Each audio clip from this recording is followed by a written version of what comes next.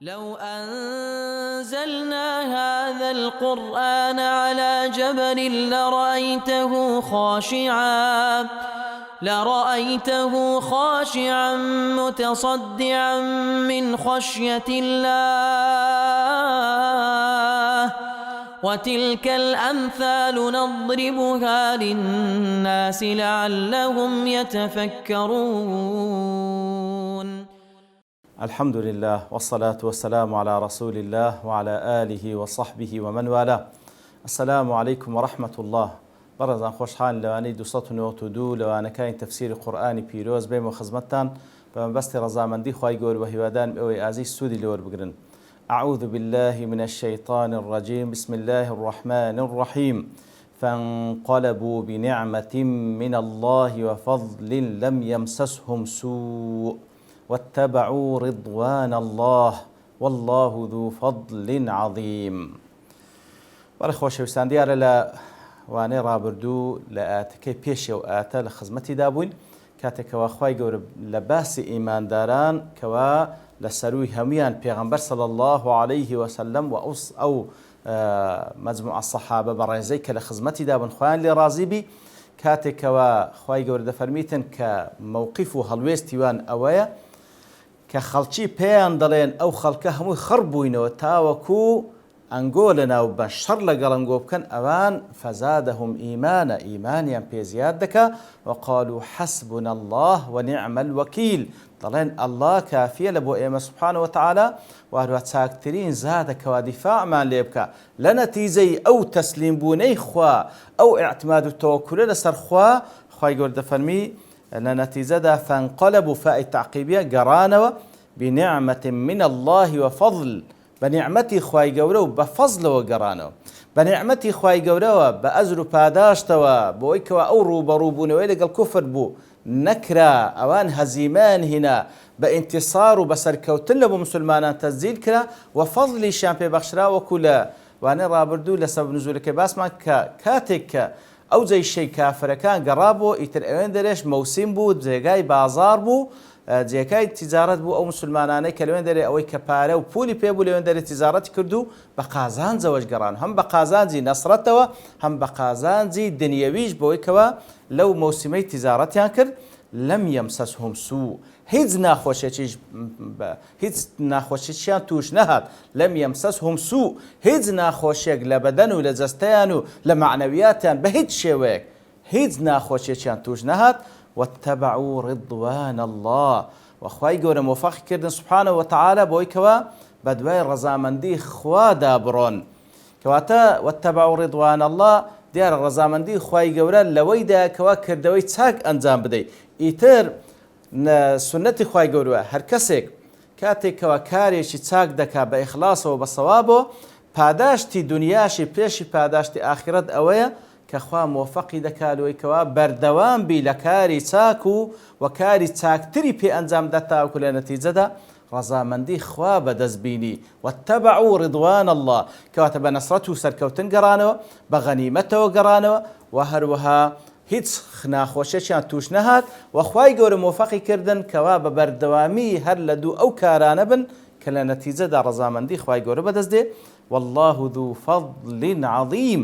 الله سبحانه وتعالى خاوەنی فەزلی زۆر گەورەیە خاوەنی فەزلی زۆر گەورەیە کاتە هەر کەسێک ئەوە مووقیف و هەڵوێستی بیتن لە بۆ نەسرەتی دینی خوا ئامادەبی جانی خۆی بەخت بکە و خۆی تەسلیمی خوا بکە و تەوەکل لەسەر خوا بکە و ئەوە یەقینی بی بە تەئکید ئەوە عاقبەتەکەیتی بە فەزل و نیعمەتی خوای گەورە دەگەڕێتەوە و هەروەها خوای گەورە مۆفەقی دەکات بۆ ئەنجامدانی ئەو کارانی کەوا دەبیتە مای ڕەزامەندی ئەو و خوای گەورەش خاوەنی فەزل و بەخششی یەکجار زۆرە. إنما ذلكم الشيطان يخوف أولياءه فلا تخافوهم وخافون إن كنتم مؤمنين. أو جا خوای گەورە دەفەرمی إنما لەبۆ حەسرە إنما ذلكم الشيطان يخوف أولياءه کەواتە وەکو لە ئاەتەکەی پێشووتر خوای گەورە فەرمووی کاتێکەوە خەبەر دەینن کەوا و خەڵکی لۆتان خڕ بووینەوە لە ناوتان ببەن دەفەرمی ئەوە ئیشی شەیطانە إنما ذلكم الشيطان يخوف أولياءه بەڕاستی شەیتانەوا دەکاتن کەوا دۆستەکانی خۆی لە پێشچاوی مسلمانان هەندە گەورە و زەبەلاح بکە مسلمانانی پێ بترسێنی. إنما ذلك من الشيطان يخوف أولياءه كواتا أو الشيطان وادكا كوا دوستكاني خوي هندل بيشتاوي مسلمانان قورو زبلاح بكا بهيزو بدا صلاة نشانيان بدا لنتيجة مسلمانان بي بترسيني يخوف أولياءه ويأخذ بشويش كجزانان ليش عندايتو أو الشيطان وادكا كوا دوستكاني خوي بي دا ترسي كواتا أوي كوا الشيطان زفري بي برديا شەیتان دەتوانی ئەوان بترسێنی بەڵام ئەوانەی کەوە تەوەکولیان لەسەر خوای سوبحانە وتەعالا ئەوانە پێ ناترسێن. کەواتە بە هەموو شێوەیەک وەلحاصڵ ترساندنی مسلمانان ئەوە یەک لە مەکائیدەکانی شەیتانە ئەوجا شەیاطینی ئینس و جین بەڵام لێرە طبعاً بەتەکید شەیتانی لەعین کەوا ئیبلیسە سەرکردەی هەموو شەیتانەکانی ئینس و جینە. ئیتر شەیتانی ئینس و جین یەک لە مەکائید و پیلانەکانیان ئەوەیە کەوا مسلمانان بترسێنیتن بەچی بیان ترسێنی بۆی کەوا ئەولیاءەکانی شەیتان و دۆستەکانی شەیتان زۆر بەهێز و بەتوانا و بەدەسەڵاتن لێیان بترسێن إنما ذلك من الشيطان يخوف أولياءه. طبعا دیارە کەسانێک ئەولیای خوان سبحانه وتعالى دۆستی خوان کەسانش ئەولیای شەیتانن ئەولیای شەیتان هەموو کافر و مجرم و زاڵمێک ئەولیا و دۆستی شەیتانە. ئیتر شەیتانە ئەو دۆستانەی خۆی لە پێشچاوی مسلمانان وا لێ دەکات کەوا زۆر بە قووەت و بەهێز و بەدەسەڵاتن لێیان بترسێن. لۆیە خوای گەورە دەفەرمی فەلا تەخافوهم وخافوني إن كنتم مؤمنين. خوای گەورە دەفەرمی لێیان مەترسێن فلا تخافوهم واتە لە شەیتان و ئەتباعی شەیتان و ئەولیای شەیتان مەترسن فلا تخافوهم وخافوني تەنها لە من بترسێن إن كنتم مؤمنين ئەگەر ئەنگۆ ئیمانداری ڕاستەقینن. کەواتە خوای گەورە کردیتە شەرتی ئیمان مەرجی ئیمان ئەوەیە کەوا تەنها لە خوا بترسی لە غەیری خوا نەترسی. لێرەدا دیارە هەموو ئینسانێک وەکو فیتری لە شتی ترسناک دەترسێ بە فیترەتی خۆی.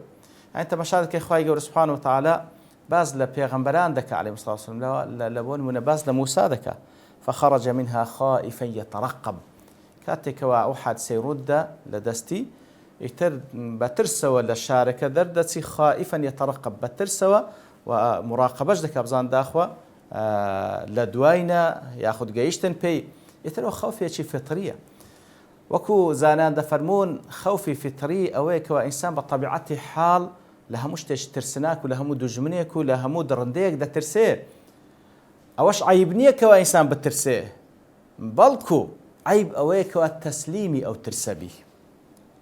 عیب لە دینت و عیب لە ژیانت عیب لە خوڕەوشتت ئەوەیە کەوا تەسلیمی ئەو ترسەبی. عیب نێ بترسی چکەوە شتێکی فەتریە کە دەڵێن فەترەی خوای گەورە و های ئینسان خەڵق کردە لە هەموو شتێکی ترسناک لە هەموو دڕندەیەک لە هەموو شتێکەوە جێگای ترس بێ دەترسێ ها شتێکی طەبیعیە. بەڵام عیب ئەوەیە کەوا تەسلیمی ئەو ترسەبی و بە تایبەتی لە ڕووی عەقیدیەوە ئەگەر ئیمانداری ڕاستەقینەبی نابی تەسلیمی ئەو ترسەبی. یعنی بە شێوەیەش کە بەڵێ لە دوژمنانی ئەو دینەی کاتێکەوە هەوڵ دەدەن مسلمانان هەڵگەڕێنەوە هەوڵ دەدەن مسلمانان لە ناو بن هەوڵ دەدەن ئەو منهەزە نەمینێ ئیتر بە هەموو شێوازێک کەوا مسلمانان دەترسێنن لەوانەیە مسلمان دەترسێ بەڵام ئەو ترسە بە نوقسانی لەسەر ئیمانەکەی حساب ناکرێ مەگەر ئەو ترسە وای لێ بکاکەوە واز لە دینی خوابینی. کەواتە ئەو کاتە بە خەلەل لە عەقیدە حساب دەکرێت لەسەر ئەو کەسە ئەو کاتە بە عیب لەسەر حسێبە کاتێکەوە ئەو ترسە وای لێ بکاتن لە پێناوی ئەو ترسەی وای لێ بکاتن دینی خوا پێشێل بکا وەالعیاذ بالله. ئەو فەرمانەی کە خوا کردیتی لە ترسی ئەوان نەوێری جێبەجێ بکە ئەو شتەی کە خوا حەرامی کردە لە ترسی ئەوان جێبەجێی بکە. ومن الناس من يقول آمنا بالله فإذا أوذي في الله جعل فتنة الناس كعذاب الله لسورة العنكبوت. كواتا خلقانك كذلين إيمان من بخوا هنا بەڵام کاتێک کە لە پێناوی خوا ئەزیەت دەدرێن لەلایەن دوژمنەکانی خواوە لە پێناوی خوا ئەو کەسە ئەزیەت دەدرێ جعل فتنة الناس كعذاب الله ئەو عەزابە و ئەو قووەتێکەوە کافرەکان لەسەری بەکاری دەینن کە تووشی فتنە و عەزابی دەکەن ئەو لە لایوی ئەو فتنەی کەسانێکی بێباوەڕ لە لایوی وەکو عەزابی خوای لێ دێ. یعنی چی؟ یعنی ئینسانی ئیماندار لە ترسی عەزابی خوا فەرمانەکانی خوا جێبەجێ دەکا، خۆی لە قەدەغ کراوەکان دەپارێزی. بەڵام ئەو کەسەی کەوا ئیمانەکەی مەهزوزە، ئیمانەکەی دانەمەزرایە، کاتێکەوە لە پێناوی خوا ئەزیەت دەدرێ بەدەستی کەسانش بێباوەڕ، ئەو ئەزیەتدانەی لەلایەن کەسانش بێباوەڕەوە وەکو عەزابی خوا دێتە پێش چاوی وای لێ دەکا کەوا فەرمانەکانی خوا پشتگوێ بخوا. ئەوە لێرەدا بەڕاستی ئەوە تێک ناکاتەوە لەگەڵ ئیمان. لەبەرەوەی خوای گەورە فەرمێ ئەگەر ئەنگۆ ئیمانداری ڕاستەقین تەنها لە خوا بترسێن. کەواتە لە خوا ترسانیش ئەوە نییە کەوا مجرد شعورێک بی، بەڕاستی ئەو ئەعمال قەلبیانە مجرد شعورێک بیتن لە ناو دڵ و دەروون و شوێنەواری لەسەر جەستە و لەسەر ژیانت بەدیار نەکەوی، نەخێر ئەوها نییە، بەڵکو عیباداتی قەلبی کە لە زەمنی ئەوانە ترسان لە خوایە پێویستە شوێنەواری هەبێت. شوێنەوارەکەشی چییە؟ ئەوەیە کەوا ترسی خوا واد لێ بکە، فەرمانەکانی جێبەجێ بکەیت، ترسی خوا واد لێ بکە کەوا خۆت لە قەدەغکراوەکانی بپارێزی. و هەروەها ئەو ترسەی خوایە سوبحانەهو وتەعالا پێویستە لەسەر زاڵ نەک ترسێکی فیتری کەوا لە غەیری خوا بترسێ واد لێ بکە، فەرمانی خوا پشتگوێ بخۆی واد لێ بکە، سەرپێچی لە فەرمانەکانی خوا بکەی سوبحانەهو وتەعالا. لەو حاڵەتەی بەڕاستی ئەوە خەلەل لە عەقیدە دروست دەکاتن و شەرتی ئیمانت لێ نایەتە جێ کە خوای گەورە دەفەرمێ ئەگەر ڕاست دەکەن ئیماندارن تەنها لە من بترسێن. و بە فعلیش ئینسانی مسلمان لەسەر ئەو ئەساس و لەو ڕوانگەیەوە کە خوایە هەموو شتێکی لەبەردەستە سوبحانەهو وتەعالا، خوایە ژیان و مردین لەبەردەستە، خوایە بەبێ ئیزنیوی سوبحانەهو وتەعالا هیچ شتێک لە وجودەی ڕوونادا. ئیتر خۆی تەسلیمی خوا دەکا و لە کەسی دیکە غەیری خوا ناترسێ.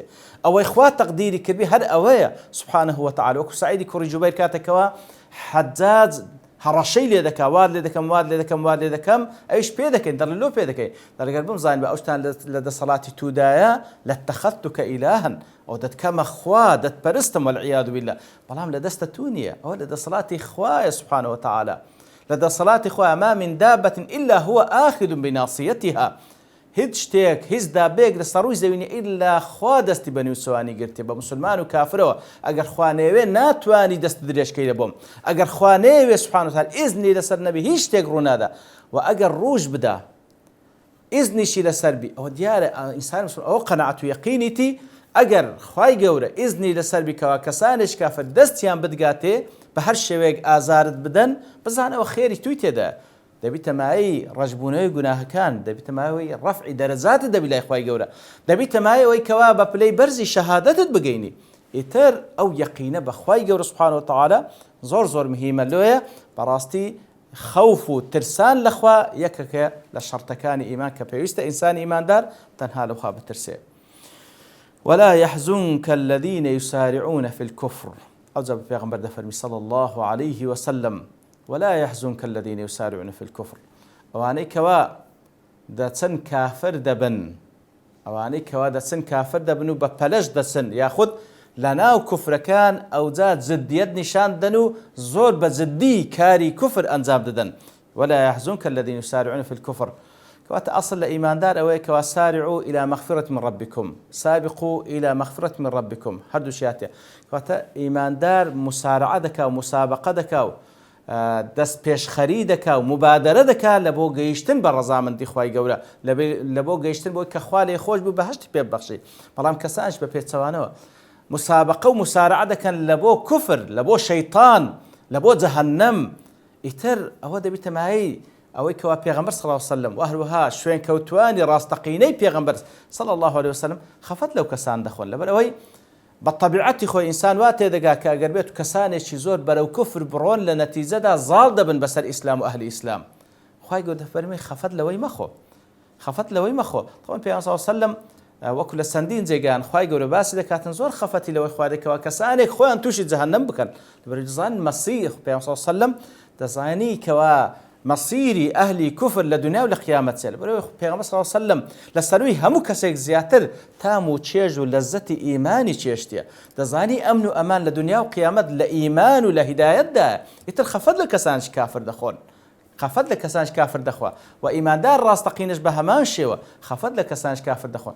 بەڵام وەکو زانان دەفەرمون خوای گەورە دەفەرمی کەواتە لەگەڵ ئەوە مەڕۆ بەوەی کەوا زۆر خەفەت بخۆی لەعەلەکە باخیع نەفسەک، لخفتان بيغمبر فرمي صلى الله عليه وسلم زاري وهو خريكة بخفتان خوي بكجي سبحان الله يعني بخفتان هند خفت بخواتنا لنتيجة ده بمري لنا سبحان الله ئیتر هەندە خەفەتیان لێ مەخۆ بەڵێ ناخۆشە کە داکتەبین کەسانێک بەو شێوەی لە بۆ کوفر لە بۆ ئەنجامدانی کوفر و لە بۆ ئەنجامدانی ئەو شتانی کە دەبێتە تووڕەبوونی خوا بەو جدیەتەی دەڕۆن بەڵام هەندە خەفەتشیان لێ مەخۆ و لە نەتیجەکەش مەترسێکەوە ئەهلی کوفر هەندە زۆر بن لە نەتیجەدا بتوان ئیسلام و ئەهلی ئیسلام لەناو بن ئەو شتە مەحاڵە خوا صاحبی ئەو دینێ زالێر دەفەرمی یسارعون فی الكفر نافەرمی یسارعون إلى الكفر لێ کوزانیان دەفەرمون لذا يتضمن شيئا آخر اشتيشكي لخوة كواتا أوانيك ويدخلون في الكفر أو زي ويسارعون فيه كواتا خفض لو كسانا مخو كوا دسنا ودايري كفر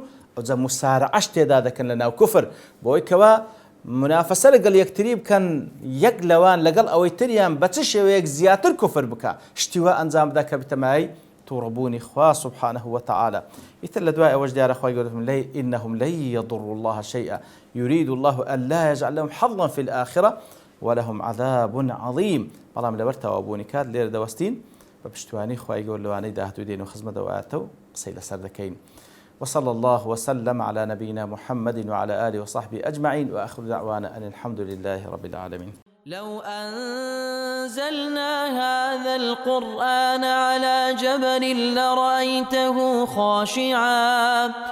لرأيته خاشعا متصدعا من خشية الله